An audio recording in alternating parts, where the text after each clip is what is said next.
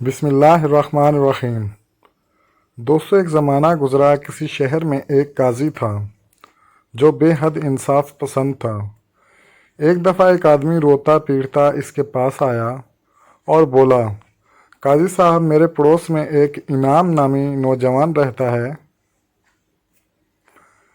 2 ماہ گزرے، اس نے مجھ سے 500 روپے ادھار لیے تھے، مگر اب وہ انہیں واپس کرنے کا نام ہی نہیں لیتا۔ میں غریب آدمی ہوں، میں نے پائی پائی جوڑ کر وہ روپے جمع کیے تھے، خدا کے لیے میرے ساتھ انصاف کیجیے۔ قاضی نے اسے تسلی دی اور اس کے پڑوسی انعام کو عدالت میں بلوایا اور کہا، نوجوان، تم نے ان شخص سے جو 500 روپے ادھار لیے تھے، تم اسے واپس کیوں نہیں دیتے؟ انعام کے چہرے پر حیرت کے آثار پیدا ہو گئے۔ اس نے کہا،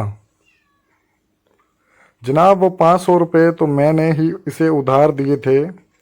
فرید نے مجھ سے کہا تھا کہ وہ یہ روپے اپنے کاروبار میں لگانا چاہتا ہے اور مجھے بہت جلد واپس کر دے گا۔ فرید نے چلا کر کہا، دیکھا حضور قاضی صاحب، اب یہ آپ کے سامنے صاف جھوٹ بول کر مجھ سے مزید 500 روپے وصول کرنا چاہتا ہے۔ ہائے، میں کیا کروں، میں تو برباد ہو گیا۔ قاضی صاحب، اس جھوٹے شخص کو فوراً سزا دیجیے۔ قاضی نے ڈانٹ کر اسے خاموش کرایا۔ وہ بے حد حیران تھا کہ ان میں کون جھوٹا ہے اور کون سچا ہے۔ فرید کہتا تھا کہ انعام نے اس سے 500 روپے ادھار لیے تھے، اور انعام کہتا تھا اس نے 500 روپے فرید کو دیے تھے۔ قاضی نے عدالت برخاست کی اور 2 دن کے بعد ان دونوں کو عدالت میں آنے کا حکم دیا۔ جب قاضی گھر پہنچا تو اسے پریشانی ہوئی۔ 2 دن کے بعد اسے فیصلہ سنانا تھا۔ وہ اسی کے متعلق سوچ رہا تھا۔ جب وہ سونے کے لیے لیٹا تو ان دونوں نوجوانوں کی ایمانداری کا اندازہ لگانے کے لیے اس کے ذہن میں ایک ترکیب آ گئی۔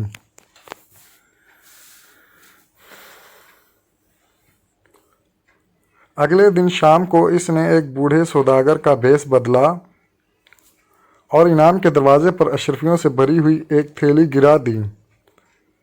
تھوڑی ہی دیر گزری تھی کہ انعام اپنے گھر سے نکلا۔ باہر نکلتے ہی اس کی نظر اشرفیوں کی تھیلی پر پڑی۔ اس نے وہ تھیلی اٹھا لی اور دوبارہ گھر کے اندر داخل ہو گیا۔ قاضی ایک جگہ چھپا ہوا یہ تماشا دیکھ رہا تھا۔ تھوڑی دیر بعد اس نے اشرفیوں سے بھری دوسری تھیلی فرید کے دروازے پر پھینک دی اور دوبارہ اس جگہ چھپ کر کھڑا ہو گیا۔ اسے وہاں کھڑے ہوئے زیادہ دیر نہ گزری تھی کہ فرید بازار کی طرف سے آتا دکھائی دیا۔ وہ جیسے ہی اپنے دروازے پر پہنچا، اس کی نظر تھیلی پر پڑی۔ اس نے جھک کر تھیلی اٹھا لی اور گھر میں داخل ہو گیا۔ چاروں طرف گہری تاریکی چھانے لگی تھی۔ قاضی پہلے انعام کے مکان پر پہنچا۔ اس نے دروازے پر دستک دی۔ دروازہ پہلی دستک پر ہی کھل گیا۔ دروازہ کھولنے والا انعام ہی تھا۔ قاضی نے ایک بوڑھے سوداگر کا بھیس بدل رکھا تھا، اس لیے انعام اسے نہیں پہچان سکا۔ فرمائیے جناب، آپ کو کس سے ملنا ہے؟ انعام نے بڑے اخلاق سے پوچھا۔ بیٹا، میں پردیسی ہوں، پیاس لگی تو دروازہ کھٹکھٹا دیا، کیا تھوڑا سا پانی مل جائے گا؟ قاضی نے پوچھا۔ اندر آ جائیے بابا، انعام ایک طرف کو ہٹتے ہوئے بولا۔ قاضی گھر میں داخل ہو گیا۔ انعام اسے لے کر ایک کمرے میں آیا جہاں پر دسترخوان بچھا ہوا تھا۔ دسترخوان پر 2 بچے بھی بیٹھے ہوئے تھے۔ بابا، آپ دور سے آ رہے ہیں، بھوک بھی لگی رہی ہوگی، پہلے کھانا کھا لیں، انعام نے کہا۔ یہ دونوں میرے چھوٹے بھائی ہیں۔ قاضی نے بچوں کے سر پر ہاتھ پھیرا اور ہاتھ دھو کر دسترخوان پر بیٹھ گیا۔ کھانے کے بعد ادھر ادھر کی باتیں ہونے لگیں۔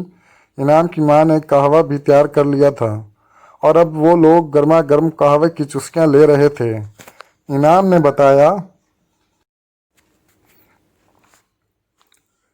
شہر میں میری شکر کی ایک دکان ہے، اللہ کا کرم ہے کہ اس سے اچھی خاصی آمدنی ہو جاتی ہے۔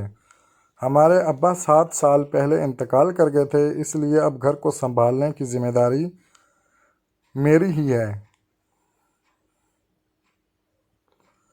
تھوڑی دیر بعد اس نے اپنی جیب میں ہاتھ ڈالا اور پھر اس کا چہرہ فوق ہو گیا۔ اس کی بدلتی ہوئی حالت کو انعام نے بھی محسوس کر لیا تھا۔ کیا ہوا بابا، کیا آپ کی کوئی چیز کھو گئی ہے؟ اس نے پوچھا۔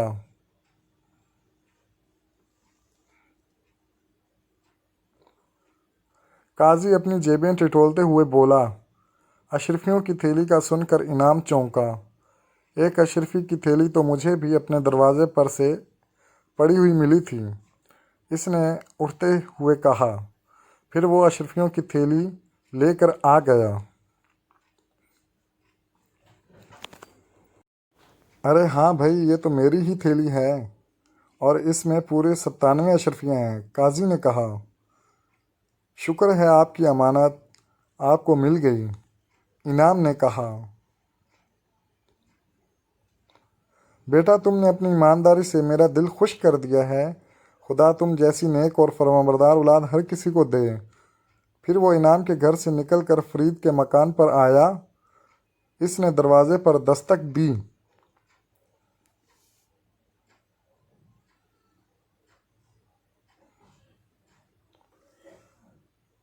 کون ہے بے؟ کیا دروازہ توڑ دے گا؟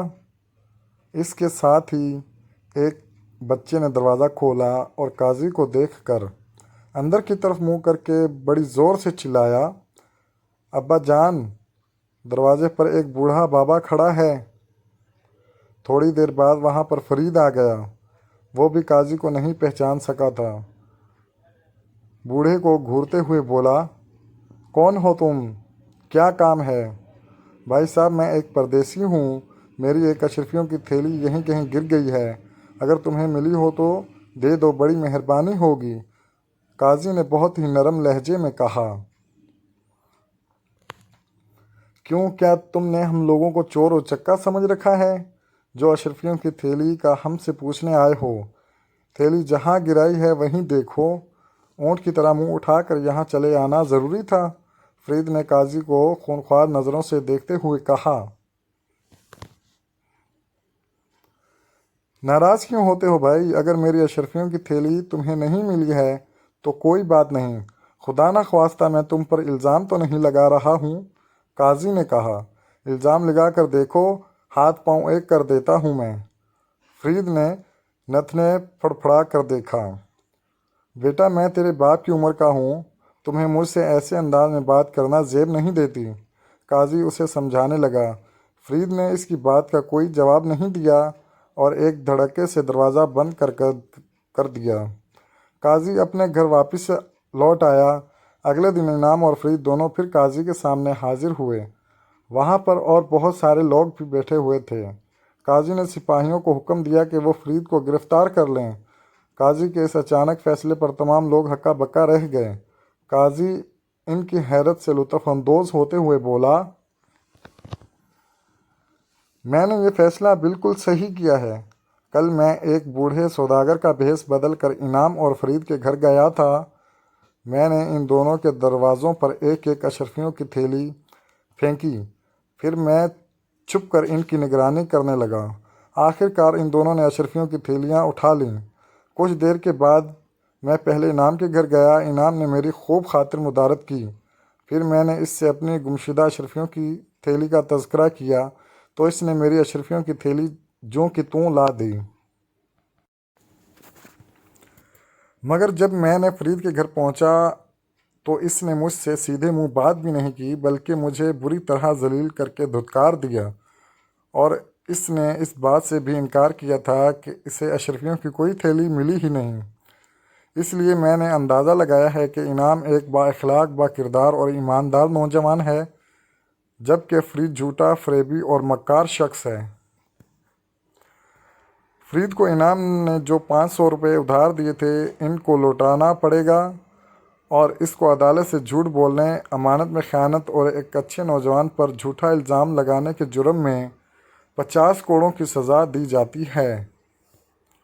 انعام کے روپے اسے واپس مل گئے۔ انعام اپنی ایمانداری کی وجہ سے پورے شہر میں مشہور ہو گیا۔ قاضی بھی انعام کی ایمانداری سے بہت خوش تھا، جبکہ فرید جیسے مکار شخص سے لوگ بات کرنا بھی پسند نہیں کرتے تھے۔ وہ پورے شہر میں بدنام ہو گیا تھا۔ آخر ایک روز تنگ آ کر اس نے وہ شہر ہی چھوڑ دیا اور دوسرے گاؤں روانہ ہو گیا۔ خوش رہیں، آباد رہیں، خوشیاں بانٹتے رہیں۔ اللہ حافظ۔